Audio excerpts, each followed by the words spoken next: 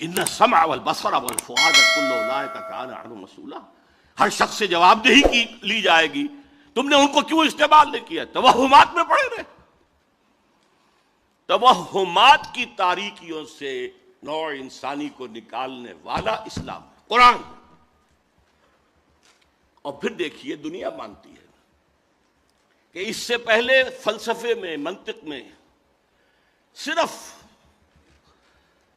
استخراجی منطق کا راج چل رہا تھا، ڈیڈکٹیو نالج۔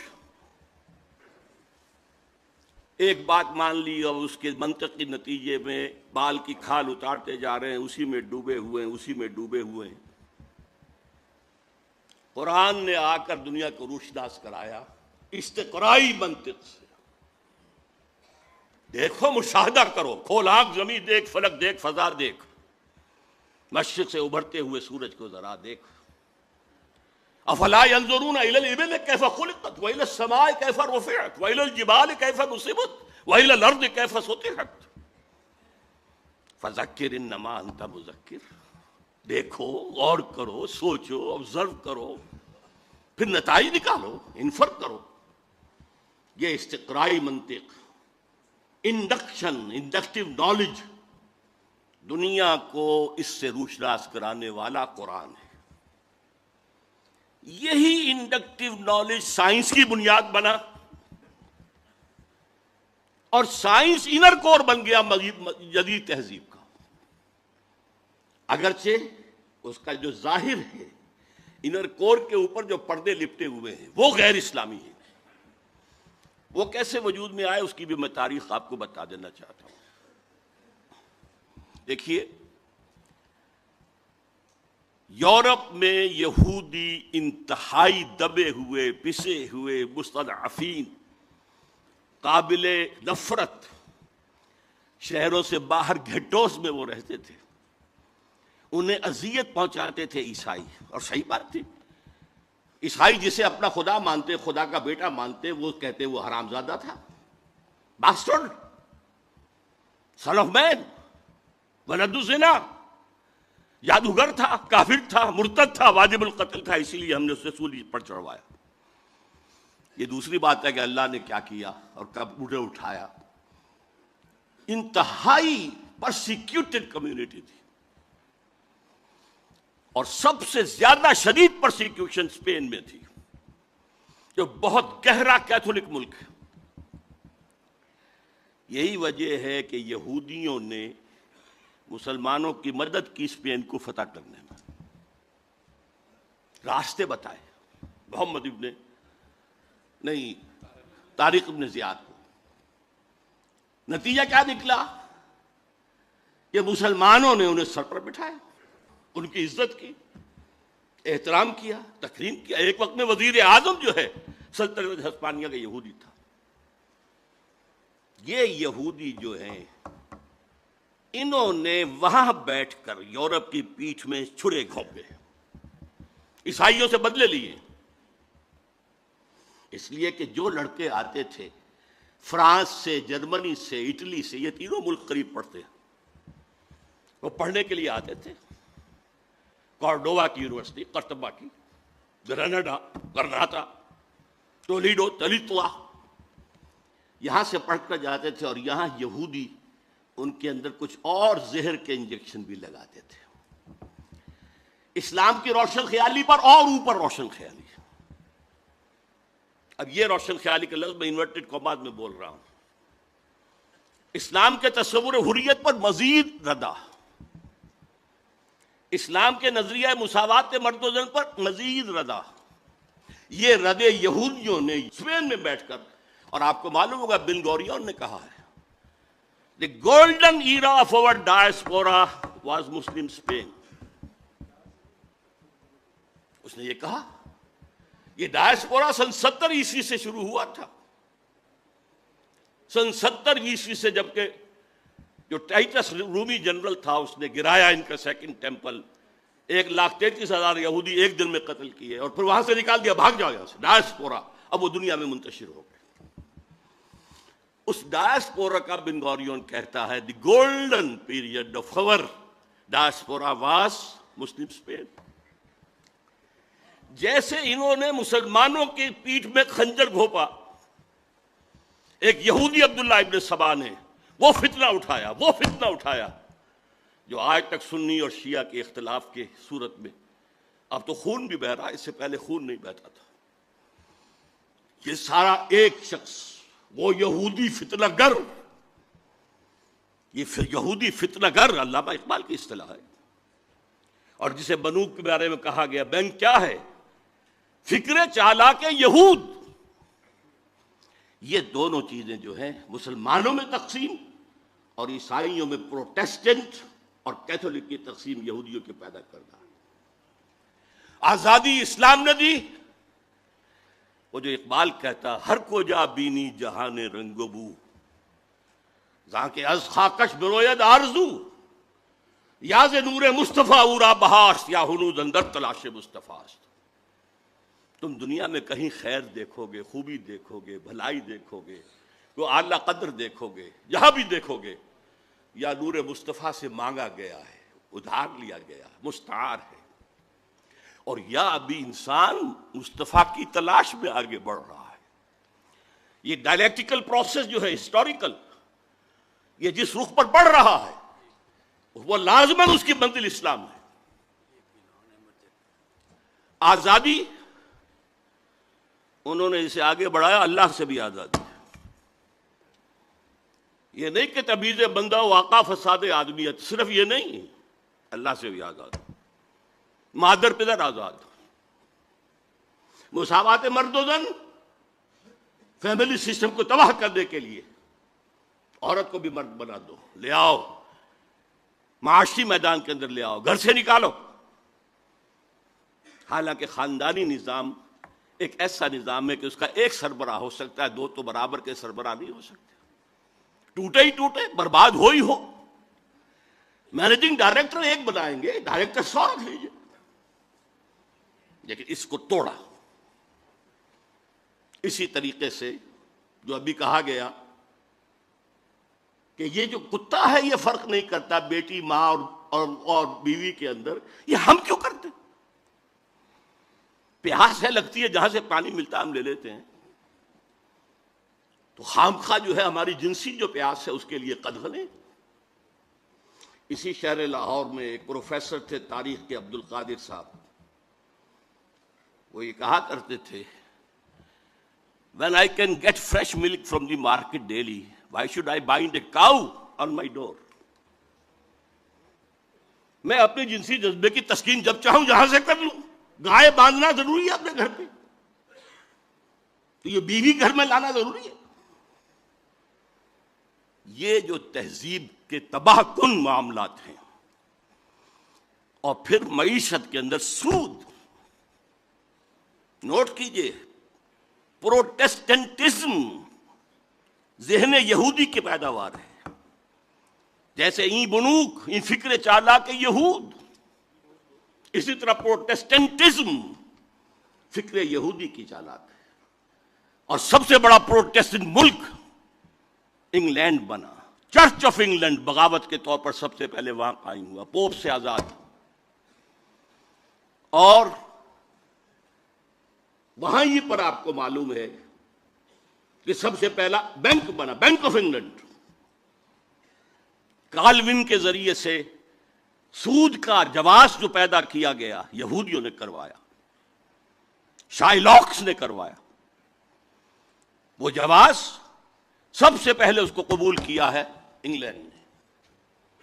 یہ پروٹیسٹنٹس کی فتح تھی، اور اس کے ذریعے سے رفتہ رفتہ رفتہ رفتہ وہ یورپ کے اوپر قابض ہو گئے، اور آپ کے والد محترم جب دیکھ کر آئے تھے 1905 سے 1908 تک، فرنگ کی رگے جا پنجائے یہود میں، یہ بات نہ کوئی اور دیکھ سکتا تھا نہ بیان کر سکتا تھا، اس ایک مصرے میں بیان کرنا ممکن نہیں کسی کے لیے، اور نہ وہ گہری نگاہ گاہ میری نگاہ تیز چیر گئی دل وجود، نہ وہ کسی اور کو حاصل۔ فرق صرف یہ ہوا ہے اس ایک صدی کے اندر کہ پہلے فرنگ کا اور پروٹیسٹنٹزم کا امام برطانیہ تھا، آج فرنگ کا اور پروٹیسٹنٹزم کا امام امریکہ ہے۔ اچھا، اس کے ساتھ یہ تو تھی ریفارمیشن، دوسرا تھا رینائسنس۔ رینائسنس کے ذریعے سے انہوں نے علم، اس کی طرف لوگوں کو راغب کیا، لیکن چونکہ احیاء العلوم کی اس تحریک کے پیچھے ایک نیگیٹو موٹیو تھا، پاپائیت کے نظام کے خلاف بغاوت، اور پاپائیت ہی ان کے نزدیک مذہب کا مذہب تھی، مذہب کے خلاف بغاوت، لہذا اس کے تحت رد عمل کے طور پر جو علوم اور فنون جنم لیے جنہوں نے، وہ بے خدا بلکہ مخالف خدا۔ سیاست سے اللہ کو نکالو، حاکم وہ نہیں ہے، حاکم عوام ہے۔ معیشت سے قرض حسنہ، شراکت مزاربت کو نکالو، بینک لاؤ، سود پر مبنی۔ معاشرت میں حیا، عفت، عصمت کے تصورات ختم کرو، اور آج کی یونائٹڈ نیشنز کی اصطلاح میں پروسٹیچیوٹس کو بھی سیکس ورکرز کہو، وہ بھی ایک محنت کرنے والے ہیں، محنت کرنے والیاں ہیں۔ یہ بے خدا سائنس اور بے خدا بلکہ مخالف خدا فلسفہ ہے جس نے اس روشن خیالی کو جنم دیا ہے جو آج پیش کی جا رہی ہے۔ اصل روشن خیالی وہ تھی جو محمد رسول اللہ نے دی تھی، اور علامہ اقبال کے بقول آج اگر کہیں کو خیر یا خوبی ہے تو وہ صرف نور مصطفیٰ سے مستعار ہے۔ اس کا پس منظر کیا ہے وہ میں آپ کو بتا دوں۔ دیکھیے، اللہ تعالیٰ نے علم کے لیے دو آنکھیں دی تھی انسان کو۔ علم کی جو اہمیت آئی ہے وہ ابھی میں بتا چکا ہوں۔ قرآن مجید کہتا کسی ایسے چیز کے پیچھے مت پڑو جس کی بنیاد علم پر نہ ہو۔ اچھا، اسی لیے یہ تمام توہمات آکلٹ سائنس، حالانکہ انہیں سائنس کہا گیا ہے، پامسٹری ہو، نجوم شناسی ہو، یہ چیزیں ان میں حقیقت ہے، اسلام نے اس کا انکار نہیں کیا۔ Science of numbers, science of colours وغیرہ وغیرہ جنہیں آپ کہتے ہیں آکلٹ سائنس، ہٹاؤ ان سے، توجہ ہٹاؤ، جادو حق ہے مت کرو، کفر ہے۔ یہ نہیں کہا کہ یہ نفی کی ہے کہ ان میں کوئی حقیقت ہے ہی نہیں، تمہاری توجہ نہیں ہونی چاہیے۔ تمہیں ہم نے دو آنکھیں دی ہیں، اور سورہ بقرہ کے چوتھے رکوع میں اول دوم دونوں آنکھوں کا ذکر ہے۔ ایک آنکھ ہے ایکوائرڈ علوم کے لیے، جو علم تمہیں خود حاصل کرنا ہے، جسے پوٹینشلی آدم کے اندر ودیت کر دیا گیا تھا۔ جیسے آم کی گٹھلی میں پورا آم کا درخت ہے، علم آدم الاسماء کلہا میں وہ پورا ایکوائرڈ نالج موجود تھا جو آدم حاصل کر سکتا تھا یا نسل آدم حاصل کر سکتی تھی۔ اس کے لیے کیا اپریٹس دیا؟ ان السمع والبصر والفؤاد، ان تین چیزوں کو بروئے کار لاؤ اور قدم بقدم قدم بقدم بڑھتے چلے جاؤ۔ یہ اس علم الاسماء کی ایکسفولیشن ہے جو آج ہم دیکھ رہے ہیں سائنس کی شکل میں، ٹیکنالوجی کی شکل میں۔ یہ بھی اللہ کا دیا ہوا علم ہے، اسے سیکولر علم نہ کہیے، قطعاً نہیں۔ بلکہ بڑا پیارا جملہ کہتے تھے ڈاکٹر رفیع الدین مرحوم مغفور، میرے نزدیک فکر اقبال کے بہت بڑے شاعر ہیں، کہ Quran is the word of God and this universe is the work of God. ان دونوں میں کوئی تضاد نہیں ہو سکتا۔ اگر تضاد محسوس ہوا اس دور میں جبکہ ہمارا کائناتی علم بہت کم تھا، وہ تضاد اس دور کے مفسرین کے حوالے کیا جائے گا، قرآن کے حوالے نہیں کیا جائے گا۔ اس لیے ڈاکٹر مورس مختار نے کہا کہ میں نے بائبل پڑھی، اس میں بہت سی چیزیں وہ ہیں جنہیں قرآن غلط ثابت کر چکا ہے، موجودہ سائنس۔ قرآن میں ایک حرف میں نے نہیں پایا کہ جسے موجودہ سائنس نے غلط ثابت کیا، اور وہ مسلمان ہو گیا، فرینچ سرجن بہت بڑا۔ تو یہ ورک آف گاڈ ہے، یہ سیکولر سائنس نہیں ہے، یہ بھی مذہبی ہے۔ اللہ کے عمل کا مطالعہ کرو، اللہ کے بنائے ہوئے قوانین فطرت ہیں ان کا مطالعہ کرو۔ ان سے فورسز آف دی نیچر کو کیپچر کرو، ہارنس کرو، استعمال کرو. لیکن دوسرا علم فَإِمَّا يَأْتِيَنَّكُم مِّنِّي هُدًى فَمَن تَبِعَ هُدَايَ فَلَا خَوْفٌ عَلَيْهِمْ وَلَا هُمْ يَحْزَنُونَ. دوسرا گیون نالج ہے اللہ کی طرف سے. یہ ایکوائرڈ نالج ہے جو رفتہ رفتہ رفتہ رفتہ رفتہ رفتہ بڑھا ہے اور آج یہاں پہنچ گیا ہے کہ اقبال کہتے ہیں کہ فروغ آدم خاکی سے، عروج آدم خاکی سے انجم سہمے جاتے ہیں کہ یہ ٹوٹا ہوا تارا مہ کامل نہ بن جائے. دوسری آنکھ تھی جب بھی تمہارے پاس میری طرف سے ہدایت آئے، وہی آئے، فمن تبع ہدایا فلا خوف علیہم ولا هم یحزنون. یہ دو آنکھیں تھیں، وہی اور اکتسابی علم. یہ گیون ہے، یہ ریویلڈ نالج ہے، یہ اوپر سے آیا ہے، اور یہ نالج آپ کو اپنی سماعت و بصارت اور عقل کے ذریعے حاصل کرنا. انسانی تہذیب کا سب سے بڑا المیہ کیا ہے؟ مذہب کی مخالفت میں جو سائنس اور فلسفہ اور جو تہذیب پروان چڑھی، اس نے ریویلڈ نالج سے آنکھ بند کر لی. رکھو ادھر، صرف ایک آنکھ کھلی رکھی. اسی لیے یہ یک چشم تہذیب ہے، یک چشم دجال. جتنی اس میں ترقی ہوئی ہے دجالیت کی طرف انسان کا قدم بڑھتا چلا جا رہا ہے. دونوں آنکھیں کھلی ہوتی کوئی پرواہ نہیں تھی، سائنس آسمان کو چھو لیتی، کوئی خرابی نہ ہوتی. ہدایت عملی زندگی کے اندر حاصل کرو وہی کے ذریعے سے، ریویل نالج کے ذریعے سے. لیکن وہاں کیا ہے؟ اجی چھوڑو خدا ہے یا نہیں ہے، ہوگا. لیکن یہ کائنات تو ہے نا، اس کو سمجھو. یہ ہمارے جسم میں کوئی روح بھی ہے کہ نہیں ہے، ہوگی. کون کہہ سکتا ہے کہ ہے؟ اس کو چھوڑو، یہ جسم تو ہے نا، اس کی پرواہ کرو. بالو پوسو، صاف رکھو. یہ آخرت کوئی ہے یا نہیں ہے، ہوگی بھائی، شاید ہو، کسی نے آ کے بتایا تو نہیں واپس. یہ دنیا تو ہے، اسے بناؤ، حاصل کرو، آسائشیں لو، بہبود بھی کرو لوگوں کی. لیکن ساری توجہ دنیا پر، روح کی بجائے جسم پر، اللہ کی بجائے کائنات پر. یہ صرف شفٹ آف ایمفیسس ہے جس نے کہ تہذیب، تمدن، فکر، فلسفہ سب کا رخ بدل دیا، یک چشمی بنا دیا. ورنہ میں آپ کو بتاتا ہوں، اور علامہ اقبال نے اس آیت مبارکہ کو اپنے فلسفہ خودی کی سورس قرار دیا، جس کے راوی ہیں سید نذیر نیازی مرحوم. علامہ نے کہا میرے فلسفہ خودی کی سورس سورہ حشر کی آیت ہے، وَلَا تَكُونُوا كَالَّذِينَ نَسُوا اللَّهَ فَأَنسَاهُمْ أَنفُسَهُمْ أُولَٰئِكَ هُمُ الْفَاسِقُونَ.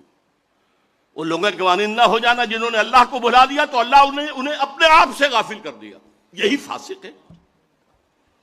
یہ اپنا آپ کون سا ہے جس سے انسان غافل ہوتا ہے؟ کیا اپنے پیٹ سے کوئی غافل ہے؟ کوئی اپنے جسم سے غافل ہے؟ تھوڑا سا چھالا نکل آئے انگلی میں تو دوڑتے ہیں ڈاکٹر کے پاس. دانت میں درد ہو تو جا کر ڈینٹسٹ کو رات کے 1 بجے بھی آپ اس کے گھر پر دروازہ توڑ دیں گے. لیکن روح ہے یا نہیں، اس سے ہم بے پرواہ ہو. وَلَا تَكُونُوا كَالَّذِينَ نَسُوا اللَّهَ فَأَنسَاهُمْ أَنفُسَهُمْ. انہوں نے اللہ کو بلایا تو اللہ نے انہیں اپنے آپ سے غافل کر دیا. اسی کا کانورس ہے جو بعض صوفیہ کا قول ہے، من عرف نفسه فقد عرف ربہ. جس نے اپنے آپ کو پہچان لیا اس نے خدا کو پہچان لیا. اس لیے کہ ہمارے اندر وہ ڈیوائن سپارک ہے، وہ روح ملکوتی ہے. وَنَفَخْتُ فِيهِ مِن رُوحِي، جسے قرآن 2 جگہ کہہ رہا ہے، اللہ کی اپنی روح اس میں سے پھونکا. بہرحال اس نئی تہذیب کے تحت جو روشن خیالی آ رہی ہے وہ مجسم دجالیت ہے. اس دجالیت کا یوں سمجھیے، میں نے 3 لحاظوں سے تشبیہ دی ہے. ملیریا بخار چڑھتا تھا تو اتنی سردی اور اتنی وہ ہوتی تھی، ایک لحاف ڈالا، دوسرا ڈالا، تیسرا ڈالا۔ سب سے اوپر کا لحاف ہے سیکولرزم، زندگی کے مین دھارے سے خدا کو نکال باہر کرو، کال پکڑ کر جاؤ، مسجد میں رہو، مندر میں رہو، سینیگاگز میں رہو، چرچ میں رہو، ہم آئیں گے، درشن کر لیں گے، ڈنڈوت کر دیں گے، بس۔ ہماری سیاست، ہماری ریاست، ہمارے قوانین، ہمارے نظام سیاسی، نظام معاشی، ہمارا تصور سماجی اقدار، سوشل ویلیوز، ہمارا تصور سماجی خرابی ہے، سوشل ایونز کا، یہ ہم کریں گے۔ Nothing doing. آپ بیٹھیں مسجد میں، بیٹھے، آئیں گے ہم، 5 وقت آئیں گے، درشن کریں گے آپ۔ یہ پہلا لحاف ہے جو پوری کائنات، پورے زمین کو اس وقت انگلف کیے ہوئے۔ دوسرا لحاف انٹرسٹ بیسڈ کیپٹلزم، پوری دنیا، بینکنگ، ای بنوک، ای فکر چابا کے یہود، نور حق 80 نئے آدم ربود۔ اور کیا بات کہی ہے عزیزم عاکف سعید نے، اس کا دوسرا شعر نہیں پڑھا۔ تا تہو بالا نہ گردہ دین نظام، دانش و تہذیب و دین سودائے خام۔ جب تک یہ بینکوں کا نظام تہو بالا نہیں ہوتا، ختم نہیں ہوتا، اپ روٹ نہیں ہوتا، اس وقت ایک دانش، کیا بات کرتے ہو دانش کی، تہذیب، کیا بات کرتے ہو تہذیب کی، دین، کیا بات کرتے ہو دین کی، سودائے خام، یہ تو بڑے کچے خیالات ہیں۔ دوسرا لحاف بھی گلوبل ہے۔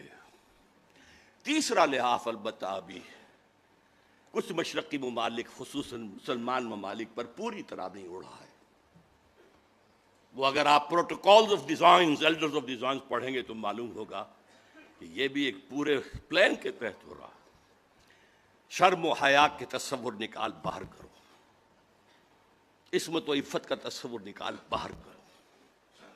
عزیز واقف نے تو کہا کہ خانہ داری بھی کرے، وہ کہتے ہیں خانہ داری اس کا کام ہے ہی نہیں، اگر وہ کرے گی تو اجرت مانگے گی شوہر سے، بچے جنے گی تو اجرت مانگے گی شوہر سے۔ یہ تو social engineering programme of United Nations assembly کا ہے، جس کا سب سے بڑا جو ہے چمچہ اس وقت صدر مشرف بنا ہوا ہے۔ پوری دنیا میں کہیں نہیں ہے کہ عورتوں کو اس طریقے سے سیٹیں، ڈیموکریسی کا معجزہ ہمارے برابر موجود ہے انڈیا، معجزہ مانتی ہے دنیا اس کو، کہ مانا جاتا ہے کہ ڈیموکریسی جو ہے وہ لو پرسنٹیج آف لٹریسی کے ساتھ نہیں چل سکتی، اور وہاں چل رہی ہے، یہ معجزہ ہے۔ اسی لیے وہ ہندوستان کی پرستش کرتے ہیں، ڈیموکریسی ان کا مذہب ہے، امریکہ میں نہیں ہے، کہاں ہے؟ لیکن وہ شیطان کے چمچے جو ہیں، وہ شیطان کو کوئی کان قطر دیں گے، اس کو بھی پیچھے چھوڑ جائیں گے۔ اس کے ضمن میں ڈاکٹر جاوید اقبال صاحب کی خاص طور پر توجہ منعطف کراؤں گا۔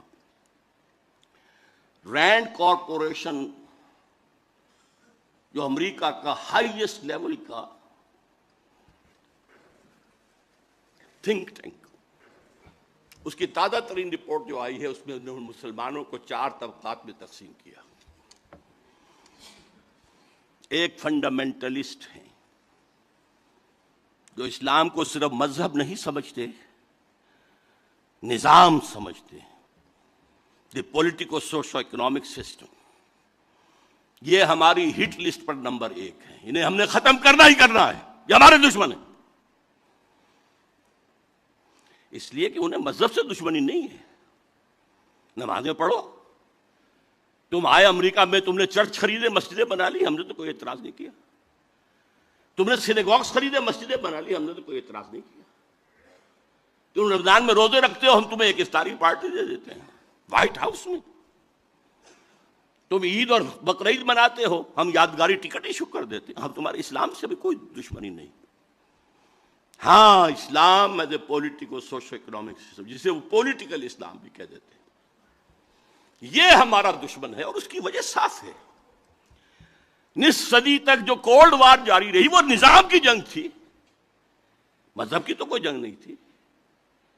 مغرب میں وہی کرسچینٹی تھی جو یورپ میں اور یو ایس ایس آر کے اندر تھی، وہی کرسچینٹی۔ فرق کیا ہے؟ صرف ایک فرقے کا فرق ہے، پروٹیسٹنٹزم ہے، کیتھولسزم ہے، اور جس کو کہتے ہیں وہ مشرقی آرتھوڈاکس، ایسٹرن آرتھوڈاکس، یہ اللہ اللہ خیر چلو، مذہب تو ایک ہے۔ ساری جنگ نظام کی تھی۔ ان کے سرمایہ دارانہ نظام کو اتنی بڑی دھمکی مل گئی تھی، چیلنج مل گیا تھا، وہ سوچتے تھے ہوا ہو جائے گا پانی میں، اور ایک وقت میں مغرب کانپ رہا تھا اس لیے کہ روس خلا میں پہلے پہنچ گیا تھا، ابھی امریکہ تو بہت پیچھے تھا۔ بہرحال جنگ ان کی ہے ان فنڈامنٹلسٹ سے جو اسلام کو دین سمجھتے ہیں، مذہب بھی ہے، عقائد بھی ہیں، عبادات بھی ہیں، رسومات بھی ہیں۔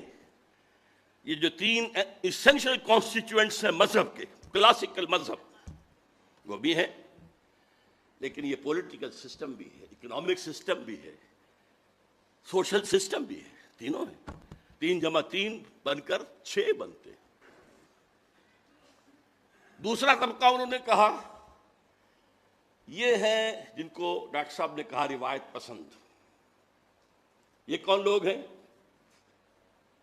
وہ بھی ٹریڈیشنلسٹ کہتے ہیں اس لینڈ کارپوریشن میں۔ یہ وہ ہیں جو قال اللہ و قال رسول میں مگن ہیں، مدرسوں میں ہیں، مسجدوں میں ہیں۔ یہ ہمارے لیے کوئی براہ راست چیلنج نہیں ہے، لیکن اگر خدا نہ خواستہ وہ ٹریڈیشنلسٹ جو ہیں وہ فنڈامنٹل سے مل جائیں تو بہت خطرناک ہے، اس لیے کہ ان کے پاس ذریعہ ہے پبلک کے سامنے آنے کا، مساجد ہے، ہفتے وار جلسہ منعقد ہوتا ہے۔ تو تیسرے نمبر پر ہیں ماڈرنسٹ، اور میں ڈاکٹر صاحب کو بھی انہی میں شمار کرتا ہوں، جو اسلام کی ایسی تعبیر کرنا چاہتے ہیں جو مغرب کے لیے پیلیٹیبل ہو۔ آپ نے کہہ دیا شراب حرام نہیں ہے فی نفسہ ہی، شراب تو حرام ہے، رجس من عمل الشیطان فاجتنبوہ، چھوڑو اس کو۔ فہل انتم منتہون، چھوڑتے ہو کہ نہیں؟ تمہیں پہلے بھی دے دیے گئے تھے سگنلز کہ شراب اور جوئے میں کچھ خوبیاں بھی ہیں اور کچھ گناہ بھی ہیں، گناہ کا پہلو بھاری ہے۔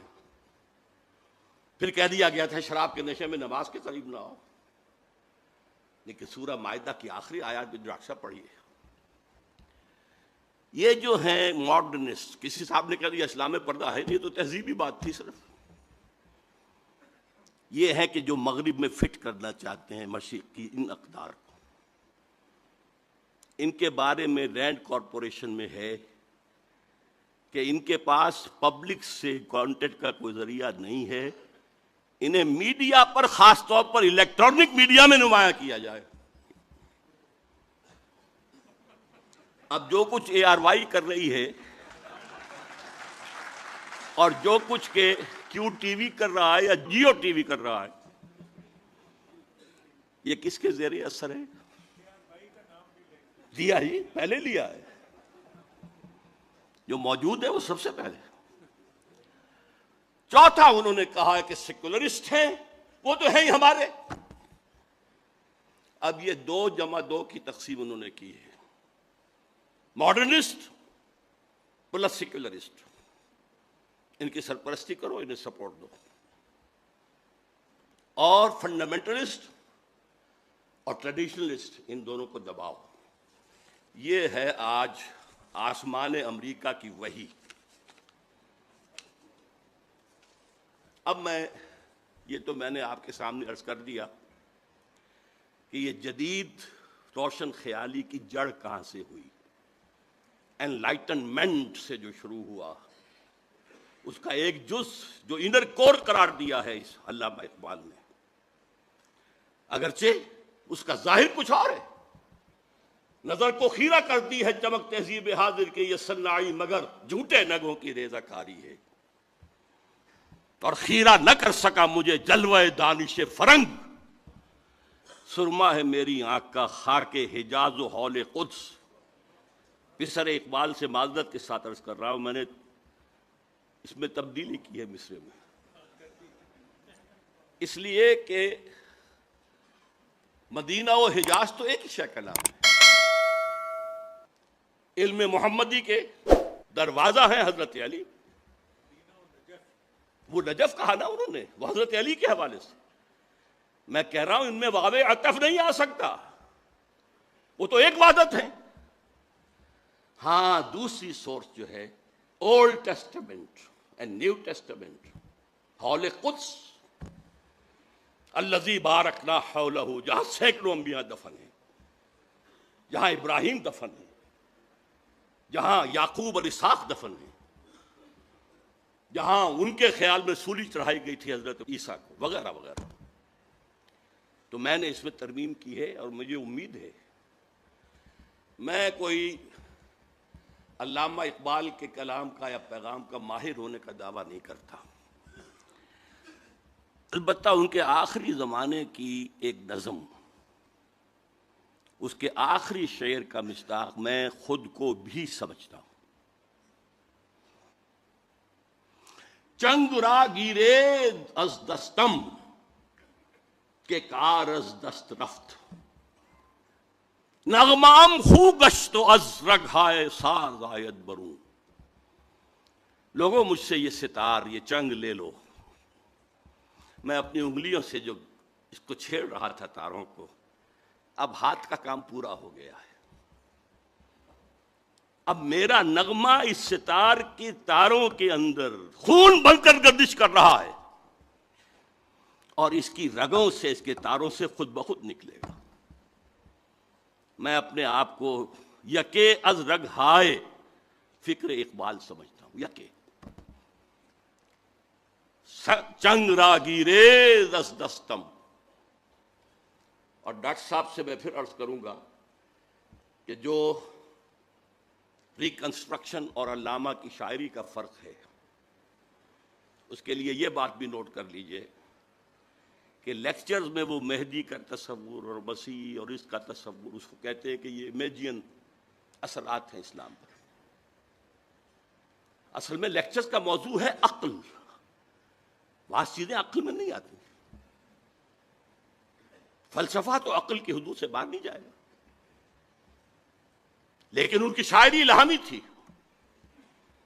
اس بات کو کہا تھا اشفاق احمد صاحب نے، وہ تلقین شاہ،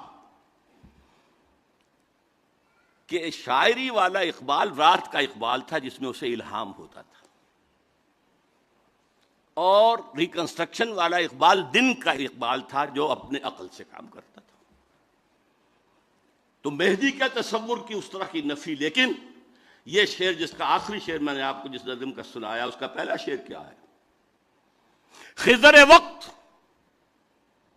از خلوت دشت حجاز آید بروں، کارواں زیں وادی دور و دراز آید بروں. خضر وقت مہدی دشت حجاز سے باہر آئے گا. اس میں سنی اور شیعہ دونوں تصور آ گئے.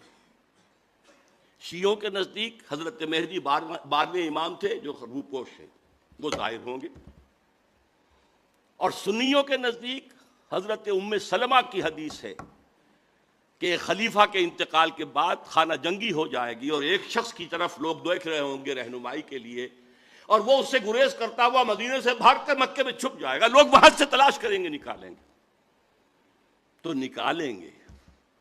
خضر وقت از خلوت دشت حجاز آید بروں، کارواں زیں وادی دور و دراز. یہ وادی سندھ جس کا ایک حصہ افغانستان ہے، مشرقی افغانستان، دوسرا حصہ یہ پاکستان ہے، یہاں سے نکلے گا جو حضور کی حدیث کے مطابق یخرج ناس من المشرق یوطئون للمہدی، یعنی سلطان ہی. مشرقی ملک سے ایک فوجیں آئیں گی جو مہدی کی حکومت کو قائم کریں گی. اللہ کرے کہ وہ پاکستان ہو. اقبال کے خواب میں وہ پاکستان ہی تھا، اور افغانستان بھی ساتھ. بہرحال آج جو قرات ہوئی اس میں بھی جو نقشہ کھینچا گیا ہے کہ یہود و نصارہ کو اپنا ولی نہ بناؤ۔ ہماری بدقسمتی ہے کہ اس دور کے بہت بڑے مفکر، مورخ، درویش صفت انسان ڈاکٹر حمید اللہ مرحوم نے اس آیت میں ولی کا ترجمہ کیا ہے حاکم نہ بناؤ۔ حیران ہوں، عربی کے بہت بڑے ماہر، لیکن میرے نزدیک یہ آیت قرآنی وَمَن نُعَمِّرْهُ نُنَكِّسُ فِي الْخَلْقِ، جس کی عمر زیادہ کر دیتے ہیں اس کی عقل اندھی کر دیتے ہیں، تخلیق کی صلاحیتیں کم کر دیتے ہیں۔ وہ اولیاء کا ترجمہ حاکم کہہ رہا۔ اچھا، حاکم کوئی کسی کو خود بناتا؟ انگریز آئے تھے تو ہم نے بنایا تھا؟ وہ تو آئے تھے اپنے زور زور سے آئے تھے۔ یہ ولی کا ترجمہ ہے، جمع ہے اولیاء، انہیں ساتھی نہ بناؤ، ہمدرد نہ بناؤ، سہارا نہ بناؤ، پشت پناہ نہ بناؤ، دوست نہ بناؤ، رازدان نہ بناؤ، یہ اس کا ترجمہ ہے۔ تو واقعتاً اس وقت ہم یہود و نصارہ کے اندر جو آیت میں الفاظ آئے تھے یسارعون فی الخیر فیہم، کچھ لوگ ہیں گھسنا چاہتے ہیں ان کے اندر، ان کی تہذیب میں، ان کے تمدن میں، ان کے نظام میں گھسنا چاہتے ہیں، اور کہتے کیا ہیں، جیسے کہ کہا تھا 11 ستمبر 2001 کو صدر مشرف نے، جو میں نے اپنے کانوں سے سنا پھر 16 ستمبر 2001 کو، اگر ہم اس وقت ساتھ دیں گے امریکہ ہماری ایٹمی صلاحیت کی بھی حفاظت کرے گا، کشمیر کا مسئلہ حل کرا دے گا، نہیں تو یہ سارے معاملہ ابھی ختم ہو جائے۔ ان یصیبنا دائرہ، کہ ہم پر کوئی مصیبت نہ آ جائے، ڈر رہے ہیں۔ وہ ڈر کیوں رہے ہیں؟ اللہ پر یقین نہیں، اللہ کی مدد کا احساس نہیں، آئے گی نہیں اللہ کی مدد۔ تم اللہ سے جنگ کر رہے ہو، مدد کیسے آئے گی؟ لہذا ان میں گھس رہے ہیں۔ لیکن اس کے مقابلے میں جو ایک جماعت کا نقشہ پیش کیا گیا ہے، من یرتد منکم عن دینہ فسوف یأتی اللہ بقوم یحبہم ویحبونہ، اور وہ اس کی راہ میں جہاد کریں گے، اللہ ان سے محبت کرے گا، وہ اللہ سے محبت کریں گے، اور وہ کافروں پر سخت ہوں گے، اہل ایمان پر نرم ہوں گے، اللہ کی راہ میں جہاد کریں گے۔ اللہ تعالی ہمیں وہ جماعت بننے کی توفیق عطا فرمائے۔ ان دونوں آیتوں کا تعلق جو ہے اگلی آیات سے وہ یہ ہے۔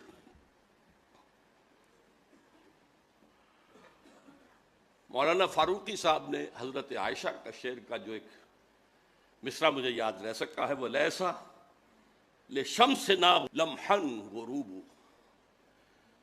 سارے دنیا میں یہ بھی ہے، سورج ہے وہ غروب ہو جاتا ہے، ہمارا سورج کبھی غروب نہیں ہوگا، وہ ہے محمد الرسول اللہ صلی اللہ علیہ وسلم۔ اقبال کی زبان میں سنا چکا ہوں، ہر کو جا بینی جہان رنگ و بو، جہاں کے از خاکش بروید آرزو، یاد نور مصطفیٰ اورا بہاست، یا ہنود اندر تلاش مصطفیٰ است۔ پھر جو آیت انہوں نے پڑھی، ودو لو تکفرون، وہ یہ چاہتے ہیں تم بھی کافر ہو جاؤ جیسے وہ خود کافر ہے۔ دم کٹی بلی چاہتی ہے سب کی دمیں کٹ جائیں۔ اس کو نہ سمجھ کر اور صرف وقتی سے فائد، میں نے کہہ دیا تھا 16 ستمبر 2001 کو، روبرو کہا تھا کہ آپ جو کچھ کر رہے ہیں وہ غداری ہے عدل و انصاف کے مسلمہ اصولوں سے، کہ ابھی کوئی جرم ثابت نہیں، طالبان کا تو کوئی ہے ہی نہیں جرم، اگر آپ کہتے ہیں اسامہ بن لادن کا وہ بھی ثابت نہیں، اور سزا دینے پر تل گئے۔ کون سے اصول ہیں یہ عدالت کے؟ ڈاکٹر صاحب تو چیف جسٹس بھی رہے ہیں۔ نمبر 2، یہ غیرت اور حمیت سے بغاوت ہے۔ ایک حکومت آپ نے قائم کروائی، مدد کی، سپورٹ کیا، پروموٹ کیا، اس کا سفیر آج تک بھی بیٹھا ہوا ہے آپ کے، آپ نے انہیں ریکگنائز کیا، اور ایک دھمکی پر پتاشے کی طرح بیٹھ کے 180 کا ٹرن لے لیا۔ تو کوئی غیرت اور حمیت بھی کسی شے کا نام ہے؟ کہ حمیت نام تھا جس کا گئی تیمور کے گھر سے، وہ تیمور کے گھر سے کیا سادات کے گھر سے گئی۔ مشرف صاحب تو سید ہونے کے مدعی ہیں، اور نمبر 3 یہ بغاوت ہوگی اسلام سے کہ ایک مسلمان حکومت کے خلاف، مسلمان ملک کے خلاف غیر مسلموں کا ساتھ دیا جائے۔ البتہ جو آپ بتا رہے ہیں حکمتیں وہ حقیقی ہیں، میں مانتا ہوں، لیکن وقتی ہیں، جلد یا بدیر آپ کی باری آ کر رہے گی۔ بعد میں خود کہا مشرف نے کہ ہماری باری بھی آ سکتی ہے، لیکن آپ جا رہے ہیں اسی کے دامن میں۔ لا ملجا منکا ولا ماوا الا الیک، یہ تو دعا ہے رات کے وقت سونے کی مصنون دعا۔ اے اللہ، تیرے کسی اقدام کے خلاف کہیں پناہ لینے کی جگہ ہے ہی نہیں سوائے تیرے دامن کے۔ جیسے ماں بچے کو مارتی ہے اور بچہ ماں سے چمٹا جاتا، کہاں جائے؟ لہٰذا یہ امریکہ سے چمٹے جا رہے ہیں۔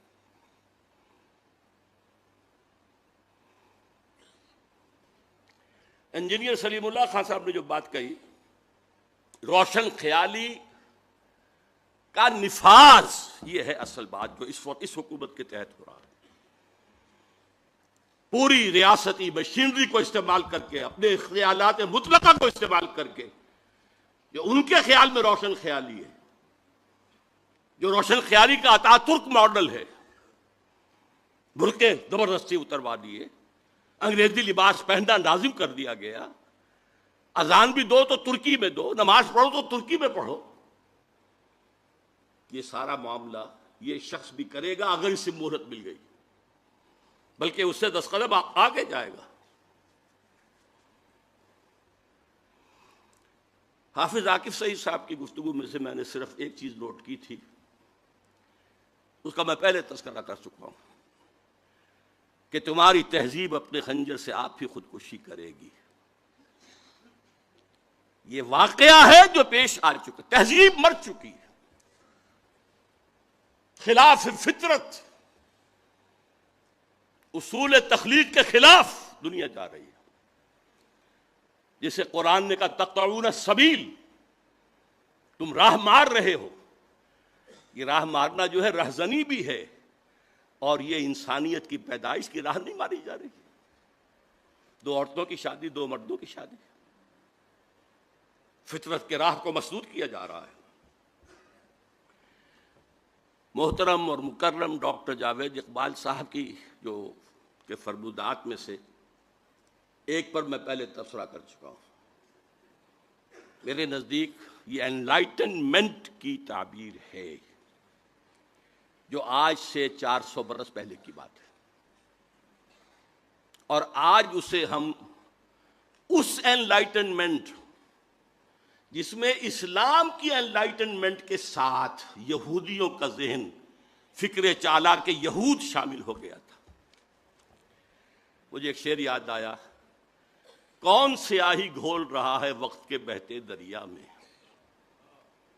وقت کا بہتا دریا، اسلام کی تعلیمات، حریت و اخوت و مساوات، جس کا راگ الاپا اقبال نے، جس کا راگ الاپا بلکہ قوالی کہی جس کی قائد اعظم نے، اس کے اندر زہر داخل کیا ہے۔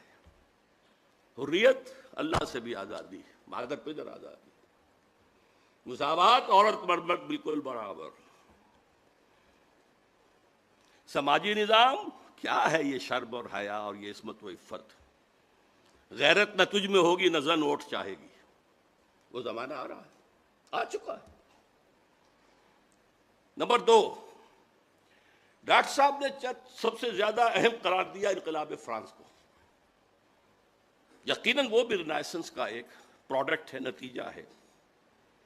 آزادی، بادشاہوں سے آزادی، جاگیرداروں سے آزادی، لارڈ سے، بیرن سے آزادی، لیکن اس کا جو اصل مظہر ہے وہ ہے در حقیقت چرچ آف انگلینڈ اور بینک آف انگلینڈ۔ یہ ہیں 2 چیزیں جو یہودیوں نے وہاں پر مسلط کی۔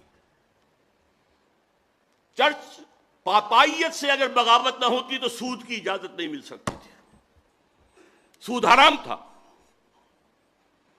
یورپ کے نظام کے تحت حرام تھا۔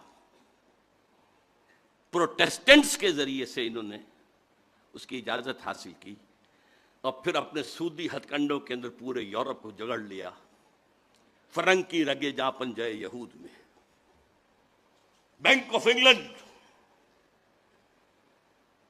تیسری بات جو جمال الدین افغانی کے بارے میں کہی کہ خلیفہ پر شورا کے رائے یا اکثریت کی رائے مؤثر ہونی چاہیے، بائنڈنگ ہونی چاہیے۔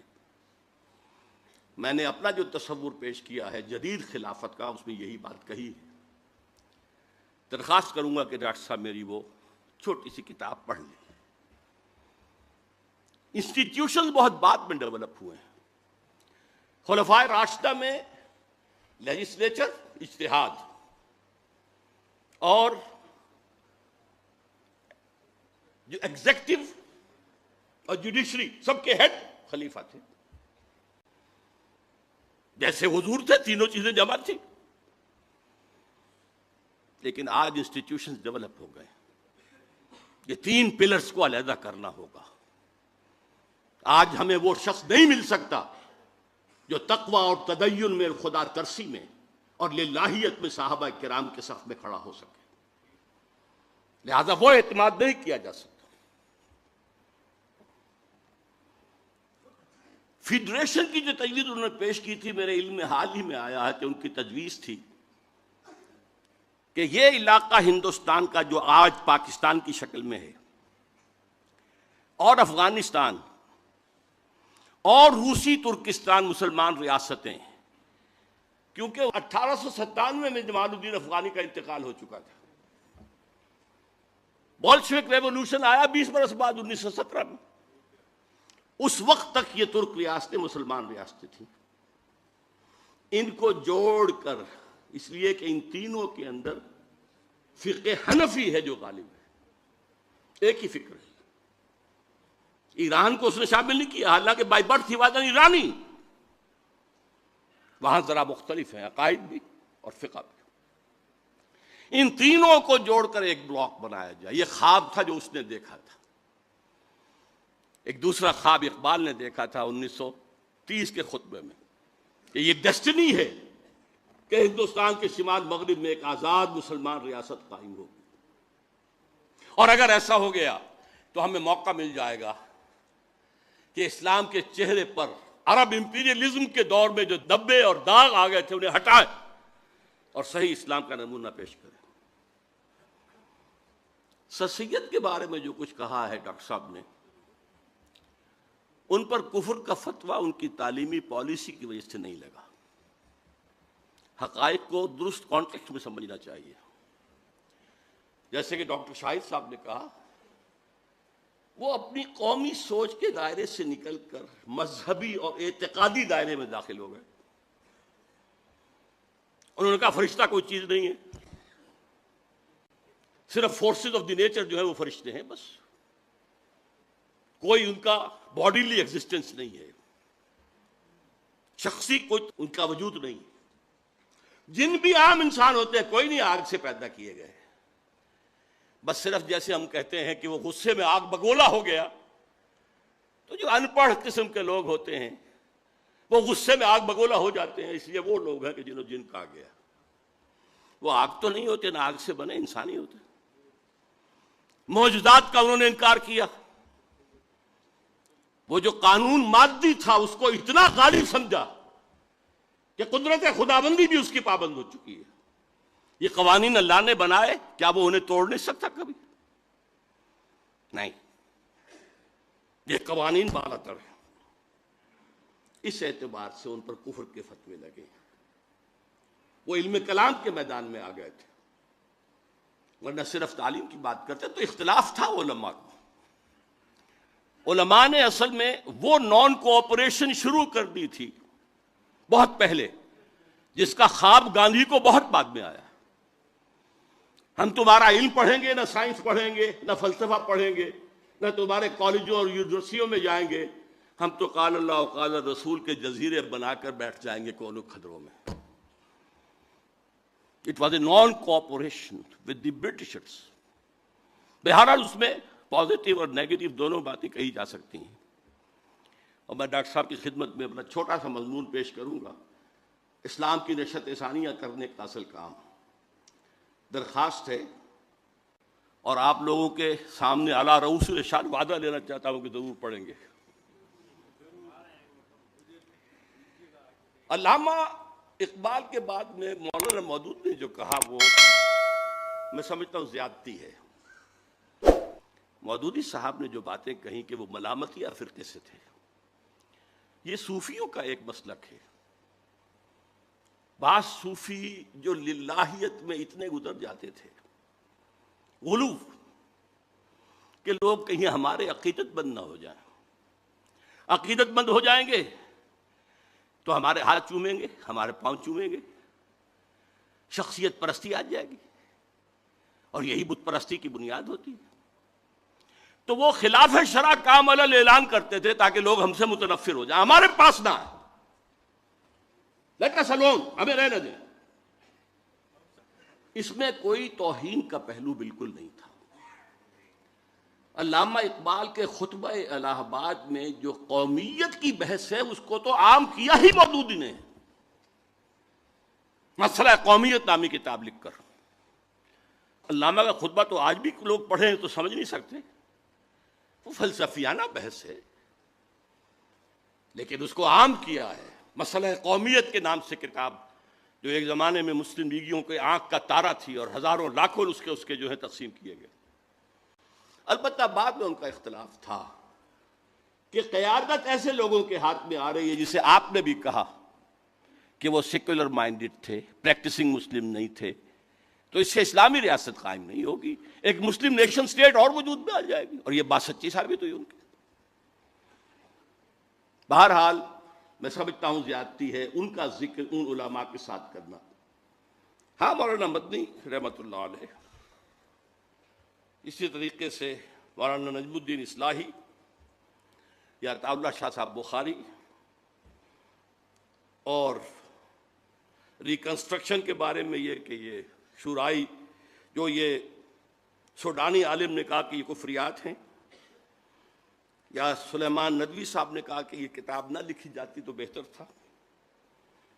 ابو الحسن ندوی کو آپ نے پوتا قرار دیا ہے سید احمد بریلوی کا، وہ کئی پشتوں میں جا کر نواسے بنتے ہیں. سید احمد بریلوی کا بیٹا تو کوئی تھا ہی نہیں، اور وہ بھی براہ راست نواسے نہیں، کئی پشتے ہیں.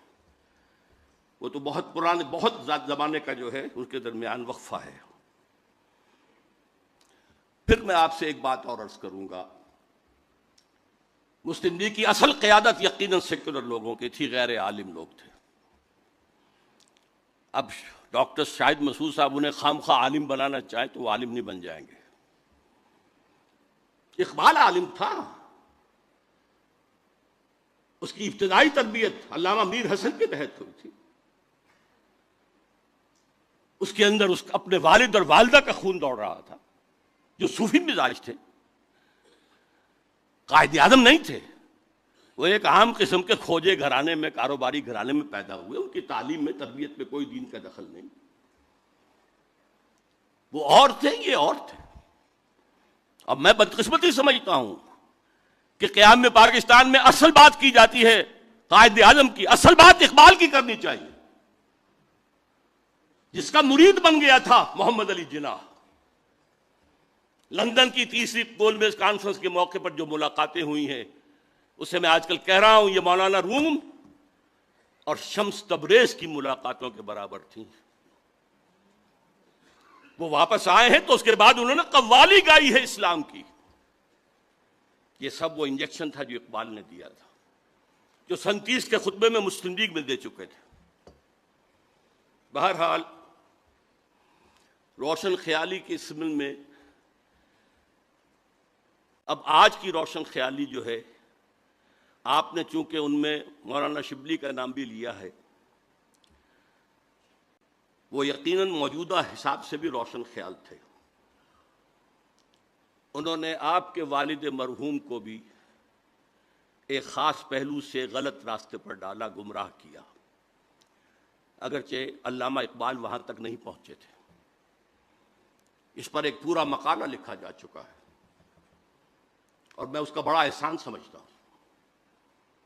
بہرحال آج کیا ہو رہا ہے، علامہ شبلی کی پوتی اب نماز کرائے گی امریکہ کے اندر. یہ جو روشن خیالی کے بیج تھے وہ برگ و بار آج لا رہے ہیں نا. ان کی پوتی ہے. اب پہلے تو وہ کوئی ڈاکٹر امینہ ودود تھی، وہ کہاں سے ٹپکی ہیں یہ تو ہمیں معلوم نہیں، لیکن اب آ رہی ہے شبلی کی پوتی روشن خیالی لے کر. میں ڈاکٹر صاحب کی ان تینوں اصطلاحات کو پسند کرتا ہوں، اصلاح پسند، روایت پسند اور عوام کی پسند کا مذہب. یہ تینوں اصطلاحات صحیح ہیں.